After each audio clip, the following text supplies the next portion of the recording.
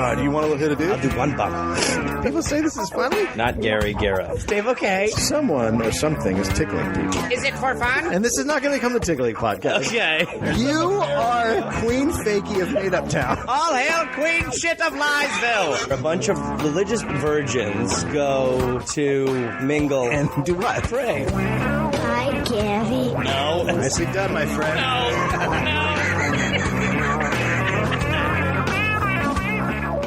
Hello. This is Smallop. I'm in. It's a tiny dollop. Okay. That's why it's called the Smallop. First I've heard of it. I'm here with Gary Reynolds. Gareth, that's Welsh. And is it? Yeah, it is totally Welsh. And Gary. Or Gareth. Yeah, I'm sorry to be such a stick in the mud about this. It's my fine. legal name. Well. In the 1960s, small Japanese auto imports began to become very popular in the United States of America. I've read that. At that point, U.S. car makers were only building large cars. Right. They needed cars to compete with the small Japanese models. Okay. Ford President Lee Iacocca had demanded a model that weighed less than 2,000 pounds and that would be priced at less than $2,000. The Ford Pinto was born. Oh, shit. Lovely. Ford introduced the Pinto with the tagline, "The little carefree car." The bean you can drive. It had a 4-cylinder engine and began battling the Volkswagen Beetle, the Toyota Corolla, and the Honda Civic in the small car market. Okay. The Ford Pinto went on sale on September 11th, 1970. Initially, only the body style available was a trunked fastback coupe. Okay. A hatchback became available on February 20th, 1971. Lovely. By January 1971, the Pinto had sold over 100,000 units. It's a hot model. And 352,000 for the entire 1971 production run. Wow. 1974 saw the most Pintos produced in a single year with 544,000 units. It's a lot of So Pintos. yeah, that is a lot of Pintos. Yeah. Up until the first gas crisis in the 1970s, Americans were used to getting 30 cents a gallon for gasoline. Wow. Could you imagine? No, I mean, that's mind-blowing. I cannot imagine. So American engineers weren't quite used to dropping weight whenever possible in order to increase gas mileage. Okay. Consequently, the Pinto contained a major and potentially dangerous design flaw. This is where it gets good. The car had no classic heavyweight bumper, as well as little reinforcement between the rear panel and the gas tank. So they were like, all right, so we got to drop weight. Let's get rid of the bumper. I love that angle. What's right next to the bumper? The engine. The gas tank. Yeah, The back. Oh, in the back. Bumper. Oh, shit. Yeah, not good. When the Pinto That was a telling sign. When the Pinto was rear-ended, it was far too easy, even in a relatively minor accident, for the fuel tank to be ruptured, or worse, driven into the differential and punctured by large bolts that held it in place. That's a flaw. That's a flaw. It's a bomb design. A bumperless bomb. That you drive. Drive it. On top of this flaw, the doors could easily jam after an accident, again due to the cracker box construction that caused the metal to be so easily twisted and compressed. So it was designed. A bomb you can't leave. So it was designed when you're rear-ended to catch on fire and explode while jamming the door shut. And you'd pay for this service? Under 2,000. Okay. That's got to be, well, there's bad news, worse news. It's a very explosive car, and for some reason, when it's at its peak of exploding, you can't leave it. So... It's such a fucked up car. They should have called it the Ford Fire Death Trap. Come on down and get the Ford Fire Death Trap on sale. Get your bumperless bomb. Come on down. Take that, Japanese. We really showed the Japanese with this move. We really did. Make small cars, we'll kill citizens. In 1977, Mother Jones magazine published an article on the death trap design of the car and revealed that Ford was fully aware of all the construction problems. I wouldn't believe that. Yeah. Not in my America. Not in your America. No way that corporate greed goes above the... It's not like what's happening exactly right now. Exactly. I was just going to say, it's nothing like that. It's nothing like that. It's not exactly the same thing. It is not the same not thing, the same thing at to all. a T. It's not that. Mother Jones published a stolen copy of a memo that was sent out to all senior management at the Ford Motor Company. These are always the best. They're just so we're killing people, let's lie about it. Cool? Sounds good. We good? Who's going to know? By the way, file this memo. By the way, make copies of this. Decoupage a couple for the scrapbooks. I want everyone from mailroom up to read this memo. Okay? And guys, all 500 employees, listen. Mum's the word. Okay? We're trying to make profits here. Okay? Keep it down. Ixnay on the death A. If you talk, you're going to have to drive a Pinto, okay? Forever. Forever. Here are the highlights of the memo. 1. With expected unit sales of 11 million Pintos and a total cost per unit to modify the fuel tank of $11. Mm-hmm. I'm going to repeat that. They were going to sell 11 million Ford Pintos, and it would cost $11 to fix the problem. Wait. $11 a car. That means a recall would cost $121 million. Right. Not something they want to do. Nope, it's $120 million. They cannot afford that. Using mathematical formulations of a probable 2,100 accidents that might result in 180 burn deaths, 180 seriously burned victims, and 2,100 burned out vehicles, the unit cost per accident, assuming an out-of-court settlement, came to a probable $200,000 per death, $67,000 per serious injury, and $700 per burned out vehicle, leaving a grand total of $49.53 million. So cheaper.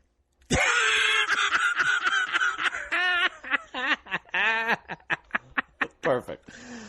Allowing the accidents to occur represented a net savings of $70 million. Ugh.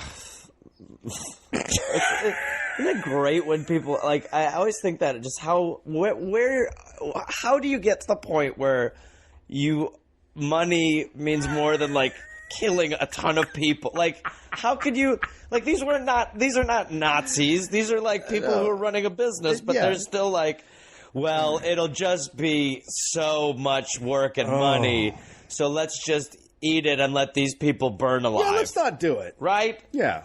Let's just let these people burn alive. It's okay. That's how I see that's okay. Great. Hey. Good lunch. We were just talking to Jerry here, and he said that there is a clear problem with the gas tank that causes the car to explode, and then they get locked inside. So what's your solution to that? Let's get the accountants in here. Let's crunch the numbers. Let's crunch the numbers and see where we're at. See which one is more costly. Because that's how we should operate. We have souls. So. We do? Yep. Okay. Yep. I'm lying. A human life was mathematically proven to be worth less than $11. That's basically what they camped out to. It's just hearing it like that is tough. Yeah. Even though Ford knew the cars would explode on impact and trap people inside. Even though Ford knew the cars would explode on impact. And we give the cigarette people shit. They should have been forced. They should have, every single executive at Ford who read the memo should have been forced to drive a Ford Pinto for the rest of their life. Enter a demolition derby in a Pinto. Yes. Yeah. Oh, yes. A Pinto demolition derby would be a great thing to watch. The company continued to build and market the Pinto without modifications. It was cheaper to let the people die than to make the changes until the memo broke. Then they were like, we have consciences. What? You know what? You're right. We should fix it, we think now. Yeah, we meant to fix that. We just read the memo, too. Oh, my God. It's really bad. I didn't know we all wrote that and signed that. So let's just fix this. I thought it said the opposite. Yep. In 1978, Ford initiated a recall providing a plastic protective shield to be dealer installed between the fuel tank and the differential bolts. Another to deflect contact with the right rear shock absorber, and a new fuel tank filler neck that extended deeper into the tank and was more resistant to breaking off in an So plastic. Yeah. A They piece just of plastic. put fucking plastic in 3 different places. The memo led to criminal charges, a shitload of lawsuits, and a recall of Pintos. The mess went on for years, not to mention the fact that Ford got some of the worst press an American car company has ever received. An example of a Pinto rear-ending accident that led to a lawsuit was the 1972 accident resulting in the court case of Grimshaw versus Ford, in which the California Court of Appeals upheld damages of $2.5 million and punitive damages of $3.5 million against Ford, partially because Ford had been aware of the design defects. So their whole $200,000 per person idea didn't really pan out. No, in the long run, A fool's game. Oh, people are worth more than $200,000? No, boy. That's going to cost us. That is going to cost us. So Ford totally fucked up. Although a study in the Rutgers Law Review in 1990 indicated that the Pinto may not have been any more prone to blowing up on contact than another car. Hundreds were not killed in explosions as reported at the time. The number was closer to 27. The study revealed that the Pinto had lower fatalities than comparable small foreign car models. This was all according to the National Highway Transportation Safety Administration database. The NHTSA also happened to recommend against a recall in 1974. Oh, so they're just dumb. Or they're just corrupt. Yeah, they just bullshit. Right. They're just fucking lying out of their Okay, asses. because I was like, well, Pinto got a really bad rap then. Yeah. No. Oh, yeah. So the government's covering their ass. Gotcha. Yeah. Fair enough. Good. So where am I going with all this? The government is essentially a Pinto. Yeah. Good. Okay. Here's where I'm going with all this. Harry Smolinski. So you're just making up names? He was born in 1933, one of 8 children in a Polish-American family living in Cayuga, Ohio. Remember the Cayuga River fire? Yep. After attending the Northrop Institute of Technology's Aeronautical Engineering School, he began his career at North American Aviation as a structural engineer working on jet engine and aircraft design. In 1959, he joined Rocketdyne as a project engineer, working on a missile development and aerospace programs. So he's a smarty pants. Yeah. After a decade at Rocketdyne, Smolinski left to form his own company with his friend Hal Blake. They founded Advanced Vehicle Engineers in Van Nuys, California, in 1971, expressly to design and build a flying car. Oh, shit. Let's talk. All righty. You're not going to believe the car they use. Oh, no. Their first and only model was the AVE Miser. The idea was simple enough: take a regular car and a small airplane and modify them both. So a person could drive the car to an airport, fit the car with the wings and the waiting airframe together, and take off from the runway, come down a few hundred miles away at another strip, detach from the airframe, and then drive away in the car. Sounds really safe. Sounds completely insane. Sounds really safe. But it's the 70s, so this is the kind of shit that people do. Hey, it's the 70s. Cars are planes, baby. I mean, cars are planes. Come on, time's money. Cars you do are some more planes. blow? We got blow, right? You want to make a car fly? What about a Pinto? Yeah, Okay, yeah. let's get the car to do blow. It'll fly. Yeah, that is such a Such a drug-fueled idea. Totally. So we're thinking maybe you could make a car fly? Yeah, I could try to make a car fly, sure. Yeah, it's easy to make a car fly. I mean, I think the whole thing is that, you could just put, like, wings on a car and maybe you could take it off from the airport. You know what I mean? Then when you come back down, you just take the wings off. I don't know how you carry them, but I think we could do that. Ah, fuck! I got a great idea. They cut up a Cessna Skymaster with a Ford Pinto and fitted them together. The Skymaster's cabin and front engine were removed, and the rest of the plane was attached to the Pinto. The wings, It must have just been a gorgeous vehicle. oh my god! The wings sat over the roof, and the plane's back engine snuggled against the hatchback. The Pinto was backed into the airframe, and 4 high-strength self-locking pins were used to hook everything together. So 4 pins. 4 pins.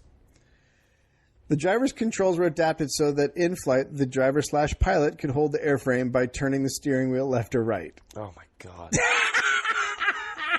I mean, can you just imagine being able to, like, have the full movement of a steering wheel in the sky? Yeah, fuck this! And you just go down. Like the idea of that any turbulence wouldn't completely kill you. Oh, yeah. Is insane. You can, I mean, yeah, no steering with your knees. The forward flying Pinto's great, just hopefully there's no wind.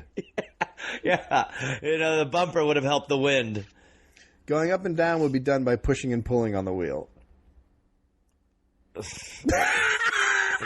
can't believe they... It's a great idea. It's a great idea. It's like a Curb Your Enthusiasm.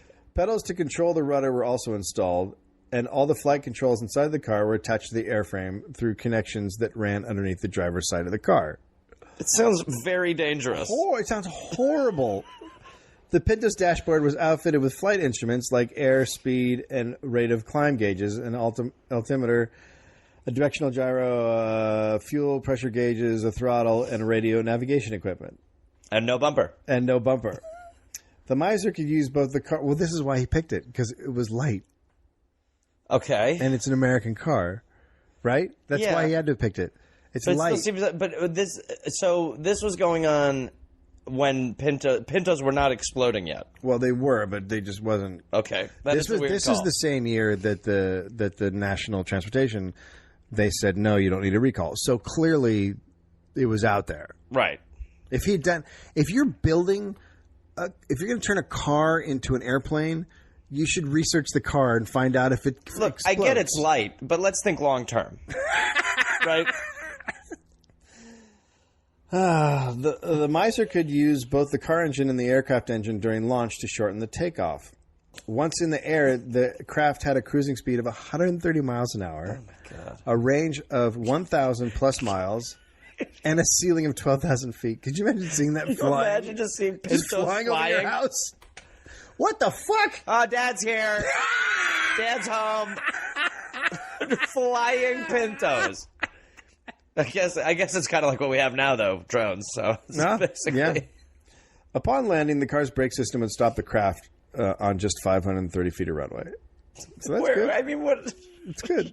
It's all good. This is all good. What world is this going to match up in? That It's people all can just good. drive their cars through the sky and just land where there's 600 feet of nothingness. On an early flight test conducted by pilot Red Genesee... Can you imagine being the first guy to get into a fucking flying Pinto? And be like, the fucking pilot would love it. Oh, God. This is done in 1973. The right-wing strut's mounting attachment failed not long after takeoff. Red knew turning the aircraft would put too much stress on the unsupported wing and might rip it clean off, so he had to put the Miser down in a bean field. And then he drove the smashed vehicle, airframe still attached, back to the airport. In a triumphant drive. Hey, boys, didn't go well. Hey, guys, terrible. Grab some of them beans off the wing. Yeah. Hey, ironically, I drove through Pinto beans. The AV got great publicity anyway. The Miser became an immediate sensation, and Galpin Ford of Sepulveda, California, signed on to become a national distributor. Did you see that flying car crash into a bean field? Get one soon. Get them while they're hot, literally. Smolinski enticed the public with sales pitches and press conferences, promising a vehicle that was simple. Quote, a woman can easily put two systems together or separate them without help. A woman! Could you imagine? Imagine a woman. Anybody can do it. It's like a monkey being able to do it. So a donkey could fly this. A woman. Hey, everybody, here's my press conference. I'm a fucking misogynist piece of shit. So simple, even a dumb woman could do it. But I'm not here to talk about how stupid and lesser women are than us, how obnoxious and dumb they really are. I'm here to talk about flying. Pintos. And the fact probably no one raised their hand and went, what? Wait, what? No, people were probably like, that's a very that's good way of point putting about it. women. That's a very If women can do it. Women can do it. Then Do you believe that? This thing's going to work. 2 out of 3 women can do it. He said it would be affordable, $15,000 for anyone who to take to the skies. $15,000. One of Smolinski's press conferences. $15,000 to die in the sky. At one of Smolinski's press conferences, the Los Angeles Times reported, quote, the room was full of skeptics, and some technical questions were not fully answered. The aircar people acknowledged there were problems, but we feel we have the answers, they said. We are just super vague, so we can't really get into them. Did they No. Oh, God. Have you heard of bullshit? That's actually what we're going with. Yeah. That's really great. I can't answer your questions because I'm pretending like they're not happening. Listen, you can trust us. We came up with the Pinto. So there you go. There we are. In the summer of 1973, another prototype with a different plane engine was unveiled and taken for a series of taxi and test flights over a span of 3 months at the Ventura County Airport. On September 11th... I mean, that's the second time 9/11 has dropped at this. Yep. The regular driver/pilot who famously landed in a bean field was not available for the scheduled test flight. So Smolinski... Something tells me he was. And he was like, no, I'm not flying any more fucking Pintos in the sky. So Smolinski and Blake took the Miser up themselves. Why not? Why not die today? What could go wrong? According to the airport manager, the men had made an agreement with the airport that they would notify him before each flight so he could alert local police and fire officials. But on this day, Smolinski made no contact with the airport manager. After watching the Miser take off, the airport manager ran to the air control tower to radio the craft. As he neared the tower... Flying Pinto 1! Flying Pinto 1! He heard the airport's crash horn shriek and turned to see a column of thick black smoke rising up from below where the Miser should have been. The alarm had been hit by Danny Edwards, an air traffic controller on the tower, who had been watching the Miser through his binoculars. About 2 minutes after takeoff, he saw the craft's right wing fold in. The Miser twisted and then fell, with various parts and pieces flying off. Another witness was on the lawn and watched the craft fall, strike the top of a tree, crash into a pickup truck parked across the street, and explode. Well, we knew it would explode. I mean, it can't get tapped in the bumper. I think falling on a pickup truck out of the sky might make it pop. Oh, God. I can't fucking believe this. So the Pinto was... And the two guys were the guys, like, the inventors. The inventors died. They were in the car. So it turns out the Pinto is not good in rear-end accidents. How's it underwater? And also falling out of the sky. How's it underwater? How's the Pinto underwater? It's great underwater. All right. I think we got an angle. Smolinski and Blake were both killed instantly, according to the local coroner, though he wasn't able to determine whether they died from crash injuries, burns, or smoke inhalation. Or embarrassment. Also, who gives a fuck? Yeah, like, I mean, seriously. The coroner's like, it's really tough. Did they die from the smoke? I can't tell if it was the smoke, the explosion, or the impact, but I will say this. All three were very much at play. Very much at play. After their investigation, the National Transportation Safety Board reported that this particular version of the Miser had several problems. For one, even though the Pinto was not a large car, the Miser was just too heavy. Go figure. It was already over gross weight without passengers or fuel. They also found loose parts and an earlier problem that reared its head again. A bad weld had resulted in the right wing strut attachment failing where it met the body panel of the Pinto. Jesus yeah, Christ. If you're going to make a flying Pinto, wing security is pretty big. I love that there were loose parts. Loose parts? Like just taking it up. What does that even mean? They didn't tighten the bolts and shit. Like they just took it up. Just the fucking panels flying off of it? One observer reported that the wing struts were attached to the car with sheet metal screws and that, quote, everything was really bad. I think we could title the concept of this that. With the death of its inventor, the Miser project was shelved and AV shut down. But Smolinski did make it fly, even just for a few moments. What does? According to the According to the New York Times article, according to a New York Times article in 2009, 11 companies are currently working on developing flying cars. Oh, good. Nice finish. How about that? Nice finish. A man tried to fly a Pinto. A man flew a Pinto. Well, there were flying Pintos. Yeah, there were flying Pintos. I'm going to find you a picture. Oofty goofty. Yeah, so they did fly.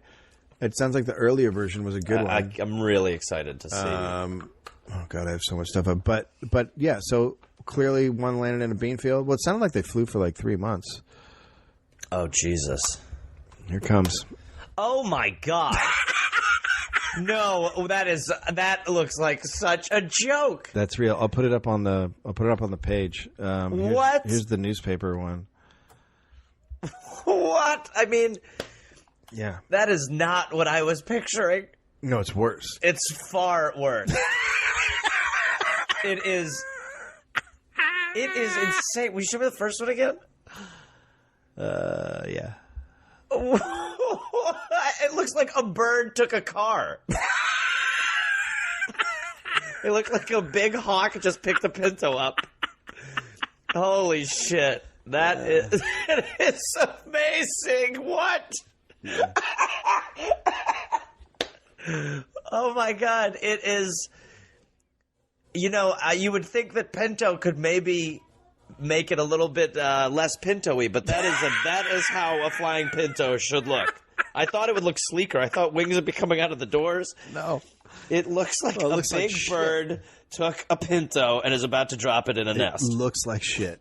It just looks like it's just garbage. It is total trash. I can't wait. Oh my God. Suck on that, Tesla. That is just so bad. Yeah. Oh man. What a species. There you go. So that's a Smallop. Yum. Hope you enjoyed it.